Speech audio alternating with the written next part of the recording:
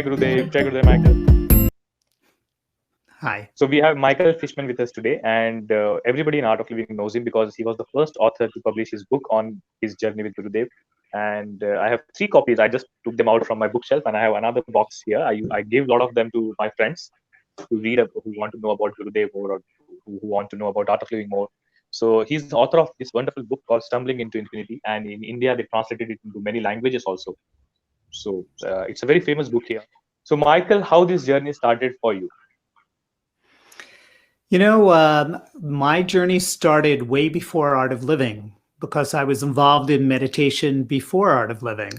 And I Mm-hmm. was fortunate enough to meet Gurudev when he was with Maharishi Mahesh Yogi. In Transcendental Meditation, they were building a facility, a geodesic dome for people to practice an advanced form of TM. And there was an inauguration for that building. And Maharishi came to Fairfield, Iowa, in the middle of winter, just after Christmas, before New Year's. And it was freezing cold. It must have been like 30 degrees, our temperature, below zero.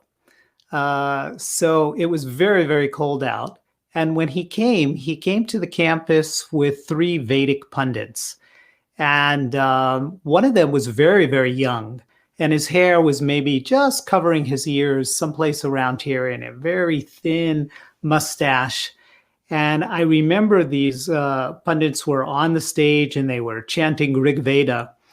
And I was dressed in a very heavy winter coat, and I had a hat and boots and gloves on, and I was freezing. And I couldn't imagine how they felt being on stage in just silk dhotis and shawls. So eventually they put some blankets on 2 of the pundits and they put an electric heater there. But one particular one, who was very fair and he had almond-shaped eyes, he didn't even take a shawl, and he seemed impervious to the cold. And I just wanted to jump on the stage and put a blanket on him. And I don't know why I had that feeling. And then later that day, I was going to the meditation hall. And as I was walking with my blanket and my pillow and going into the hall, there was a white Cadillac that drove up right in front of the hall. And these 3 pundits were in the back seat. And the one with the really beautiful almond-shaped eyes and the thin mustache, he just caught my eyes, and I just looked into his eyes. And I just had the most cathartic experience, like my heart exploded. And I just wept. And I remember going in and doing my meditation. It was such a deep meditation. And that moment stayed in my heart for many, many years, like a little cameo of love. And it was many, many years later when I actually got to meet Gurudev. When he came to Santa Monica, California, and I eventually learned Sudarshan Kriya. So 1988, you did the Art of Living course. That's So this right. was how many years after you first Maybe met? maybe about 8 years later. So that was 1980 when I met him, and then in 1988 I met him in California. I moved to Los Angeles from living in New York City, and I was in a health food store, and I was shopping, and I collided carts with this woman who started talking to me about Art of Living, and that she had just done this workshop, and that the teacher was Ravi Shankar, Pandit Ravi Shankar. And I didn't connect the name and the face and who he was. And so I went to an intro talk that Guruji was giving at that time. And when I walked in the door and I saw his face, and then it was like that connection. Oh, here is the man who opened my heart up, and I had this experience. So it was many years later that I met him for the first time. And then I went through an intro talk, and I just remember at that time when Gurudev was speaking, it wasn't like he's speaking now. It was very abstract. And I remember people were so confused during that talk, and people were asking all sorts of questions, and he would give very abstract answers. The name of the talk, the theme was called Guru as Alien. So he was showing the perspective of a guru on the planet, looking as though he's an alien through alien eyes. It was such a weird talk, to be honest with you. And he wouldn't really answer anybody's question. But then when I asked a question, he immediately answered my question in depth. And I was a little stunned. Well, why am I getting all this attention? And then, but I wasn't like totally convinced to go and do the program. But I did, of course. And it was very powerful for me. I remember my first experience with Sudarshan Kriya. It was 2.5 hours. That's how long the Kriya was. And it was a Guru Purnima, was my very first course. And it was in a very tiny little room because we didn't have our own ashram or center. So we rented a room. It was so hot in that room. And I remember just breathing and breathing and breathing. And who else would lead it except Gurudev? There was nobody else. There was no other teacher. And I remember taking my shirt off because I was so hot. And I had a mala. And I took the mala off and I just put it on the floor. And I was drenched in sweat. And I kept breathing. And somebody kept walking by several times and kept saying, continue, continue, continue. And I kept breathing and breathing and breathing. And wow. And I had been meditating for 12 years before that, but I had never experienced such a depth in meditation. So it was a totally mind-blowing experience. So Gurudev used to conduct Kriya himself, or there was a tape also that time? No, he would do it by himself. There were no recordings at that time. Oh. So while the Kriya was on, he was also saying continue to you. Oh, he was saying continue to the whole room, but you know how he would keep the rhythm and he would be able to speak and continue, continue. Yeah. And how many people were there in the course? Oh, we had such a huge course. There were 11 people on my first course. I mean, this shows how Gurudev has started going from places to places and how he has selected everybody. No, he has done a lot of hard work. Now, when we teach a travel, we have our base there and we have people to take care, courses happening. But he has really traveled the world to set up the base. A lot of hard work, no? The other day I was going through a box and going through old things that I had from Art of Living from the early days. And somebody created a little manual to give direction for guru care. So if the guru was going to stay in your house, how you should work, what you should do to prepare for him. And one of the things it said was you should do your very best to give him his own room. And I thought about that and I thought, oh my God, he must have traveled in the early days and had to share a room with somebody because they didn't recognize who he was. So yes, things are very different now. Then after your first course, you immediately started traveling with him. No, I didn't become a teacher for 6 months later. Gurudev came back and then there was a teacher training program. I had never intended to become a teacher. He was just back and there was an opportunity to spend time with him. So I just went. And our first teacher training was 3 days long. And we learned something like 50 or 60 different versions of pranayama. What that had to do with anything, I have no idea, but we learned so many different things. And there were maybe 8 of us who were on that teacher training. 3 or 4 of us were made instructors from that. And then we started teaching. And when I started teaching, I never believed that anybody would value my words. I didn't think that I could say something like accept people as they are, and people would listen to me. When Gurudev gave that knowledge, it had some authenticity. And so what I did was I had a recording of him teaching a course, and I memorized every single word that he said. There were no manuals in there in those days. There was nothing. There was just this one recording that I had, and I memorized every single word that he gave. And that's how I started teaching. It was really like almost like a performance. Like I had to say everything exactly, every pause, every I would include that because there was very little instruction in those days. Hmm. So there is this beautiful story when you were organizing an event for Gurudev and he didn't come. Yeah, there was an event in Los Angeles known as the Whole Life Expo. And there were people who taught all sorts of metaphysical types of things. Hmm. And I had this great idea that if Gurudev came, he would be a super huge success. And I went to the organizers and I presented Gurudev the concept of him going and speaking, and nobody knew who Sri Sri Ravi Shankar. This is before the Sri Sri. He was just Pandit Ravi Shankar in those days. And but they said okay, and I got him a prime spot to speak on a Sunday afternoon, like at 1 o'clock. And we set up his seat, and we had flowers all set up, and he never came to the event. And I tell you, it was such a shock for me because I had really put my 100% into it.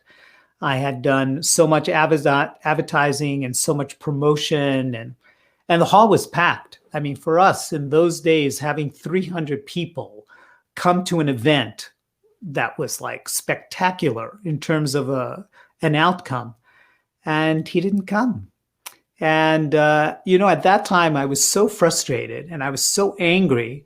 I just wanted to leave. I just felt like this man just humiliated me. He just took advantage of me and wanted to make me out to be a fool. And it was Banu's first trip to the United States. And I remember she came to the hall, and she opened her purse and she gave me a candy. And she said, "Here's some prasad from Gurudev." And I took it and I just could feel, oh, that settled me down. And we eventually went back to the house where Gurudev was. And he was laughing and just smiling. And he said, "How did it go?" And I said, "I'm not going to say anything. I'm not going to play this game." I was still a little angry at the whole event. And he made me sit down next to him. And he said that, the sun shines so brightly, and it shines brighter than all the other stars. And if I could make one sun out of all those stars, then my work is complete. And he said, you need to learn the lesson of not being the doer. And there was so much doership in me. I mean, I was a marketing executive. I used to work for one of the largest advertising agencies in New York City. And I knew everything.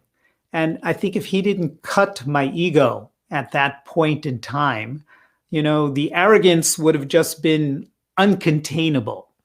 So it was a challenge for me, but I think it yielded some really nice results. So after meeting Gurudev, it was all okay. Oh yeah, I actually just cried. I saw what he was doing. It was so obvious that he really needed to mold me. And so many adventures you could read in Stumbling into Infinity. They were very challenging and difficult times. I would say in the beginning, the relationship was all drama for me. Now there's very little drama. If you tell me a recent story about what happened with Gurudev, there's very little stories because it's so even and smooth now. But in the beginning, there were so many ups and downs and challenging times. And I think that really is the essence of being with the master, the skill in working with an individual, in helping you come out of all your cravings and aversions, and being so much more centered. I think it's been an extraordinary journey. 1988 and 2020. What Yeah. changed in Michael?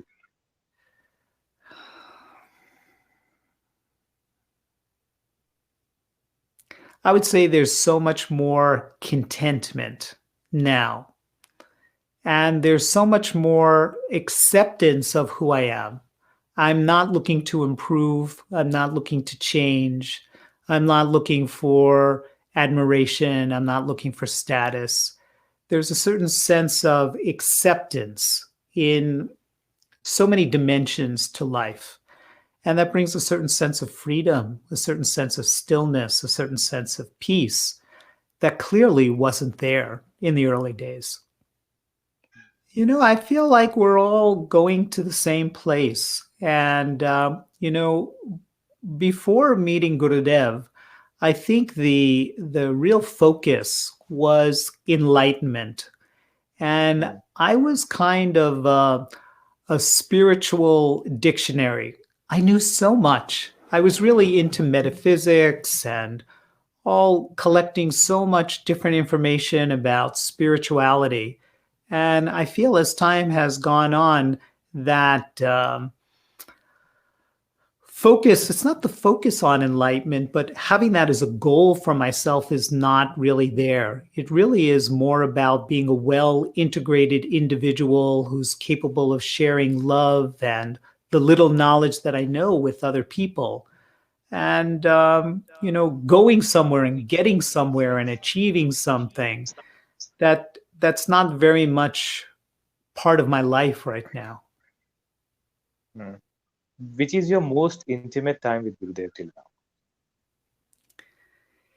now? Whenever I see him, the first 2 or 3 seconds of being with him are the most intimate moments. I just went through watching the Bhakti Sutras online with him. I felt like those were the most intimate moments. So for me, it's always fresh, it's always new, it's always unique. And there's always something that I can learn about myself, about the world. I find it so fascinating. One time I was at the German ashram, and for some reason, Gurudev had me teaching the silence course. He would come once or twice a day, but I was the person who would play the hollow and empties, etc. And it was rare because usually he would have a European teacher do that. And if you've ever been to the German ashram, I don't know how it is now, but in the old days, there was one key that you could open the door from the inside to let Gurudev in and the outside. And he had a key that he locked the door, but that door also opened the door. So just before we all went for satsang, I remember taking that key, thinking, oh, I could leave satsang and I could get up early and I could open the door and I could wait inside. And when he knocks, I'll be inside and I can spend as much time with him as possible that night. So he comes up and he knocks on the door and I open the door and he looks at me and he goes, "What are you doing inside here? The whole course is waiting for you. I just told them that you're going to go and do another session with them. Why are you waiting up here in my room? Go quickly." And I had to run to the hall. And there were some other senior teachers there. If you know Christoph Glaser, he was there, and Lars were there. And they were laughing at me and they were saying, "Oh my gosh, when we're 50 years old," I guess I was 50 at that time, "when we're 50 years old, will we be that enthusiastic to get in the door to spend more time with Gurudev?" And now I'm going to be almost 66 years old. And I would say I have the same enthusiasm that I had when I was 40 or 50 or 60. And I think that never ends. Wow. In the very first course that I taught, I took with him. The course was over, and he stayed in Los Angeles another day or two, and we drove him around. And one day we drove to the beach. And when we were on the beach, I remember Gurudev talking and saying how we had all been together with him in a previous lifetime, and that you know I didn't take it too seriously, but I remember going to a psychic after he left because I was so confused. For me, I came from I came from another master. I was with Maharishi, and I was very devoted to TM, and I was very connected to being with Maharishi. And then having another master come. In fact, in the beginning, I didn't even understand that Gurudev was a master. We didn't call him Gurudev. We didn't call him Guruji. We just called him Panditji. And the only reason I was attracted to taking the program was, one, I had met him before, and it was all in the same lineage. But, I had never imagined that I would have a personal guru. I never imagined that I would interact with somebody in the way I have interacted with Gurudev. And so it was all something that was very unique and very foreign to me. In fact, after I did my very first silence course with him, I learned Sudarshan Kriya, and the very next week I went to do a 10-day silence course. And when I came back from that 10-day silence course, I was just like so spaced out. I couldn't feel my body. In fact, I felt like I was functioning from my waist up to to the clouds. And I remember calling him because I knew the phone number where he was. And I called several times and I couldn't reach him on the phone. And in those days, back in the 80s, at least in the United States, we had answering machines we didn't have voicemail, but we had answering machines. And there were cassette tapes that would record the message, and you would put a very nice outgoing message. And many people would have music on their message. If you liked rock and roll or something else, you would put that style of music, classical music. And I had a very silly message. I had a message with sitar music in the background, and I was pretending that I was an enlightened person. And I had a quote from the 9th mandala of Rig Veda on my answering machine that said something like, I'm in the 7th heaven, in the 7th sphere, in the 7th dimension where wishes and desires can be found. I'll be back soon, leave a message, and I'll call you. And I did it with a quasi-Indian accent. And so the 4th or 5th time when I called to speak to Gurudev in this house, he answered the phone and he said, "Oh, I got your message machine, but I didn't want to leave a message." And I was so embarrassed because who would think somebody like that would ever call and hear that kind of message? So I remember immediately after that, I changed that message on my machine. But that conversation that we had on the phone, that was a phone conversation that lasted for an hour and a half. And I don't think I've ever had a phone conversation with Gurudev for an hour and a half. If I get 5 minutes, I'm really lucky. But in that hour and a half, he explained so many things to me about the master-disciple relationship. That was the moment that I understood that he wasn't really an ordinary person, who he was and what role he was going to play in my life. Because up until that time, he was just this cool guy with long hair and a beard who liked me. I had never met anybody who liked me as much as he liked me. And that was it that attracted me to this. It wasn't the Kriya, it wasn't the knowledge. I had never experienced anybody who liked me that much. So can I tell one more? Yes, please. Okay. So my course was a 4-day course, my first course. It was Thursday, Friday, Saturday, Sunday. And Thursday, the first day of the course, was Guru Purnima. And the course ended on Sunday. And somebody who knew me really, really well had set up a blind date for me. You know what a blind date is. It's not Yeah. somebody who's blind. It's like you haven't met each other. So Gurudev had left on Monday, and on Wednesday I'm on this blind date. Uh, the woman who I met, she was incredible. I mean, she was so pretty and she was so charming and she had such a lovely disposition and personality. And the whole time I'm with her, all I can think about was the course that I just went through. And I'm the type of person, if I hear something, I remember it instantly. And here I am at dinner with her, and I'm talking about accept people as they are and don't be the football of other people's opinions. And she's smiling at everything I say. And then the dinner's over, and I walk her to her car. And, I could tell she's very attracted to me.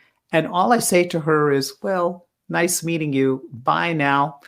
And I just leave and I go in my car. And she looked so disappointed, like she expected at least a hug or maybe a kiss or something. And I just like said, okay, bye now.